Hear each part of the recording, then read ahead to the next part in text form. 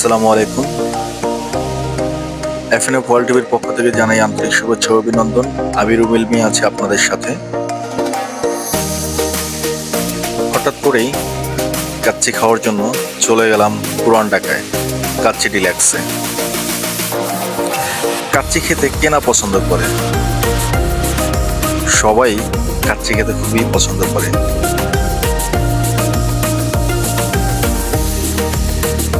দেখে চিকন চাকন হলে কি হবে, সব হচ্ছে কাচ্চি খাদক। দেখেন কি অবস্থা। আমাদের সঙ্গে থাকবেন এবং পুরো ভিডিওটা উপভোগ করবেন, এবং আপনারা যারা কাচ্চি লাভার আছেন তারা অবশ্যই পুরান ঢাকার কাচ্চি ডিলাক্সে যাবেন এবং ওইখানে গিয়ে কাচ্চি খেয়ে আসবেন। অসাধারণ কাচ্চি।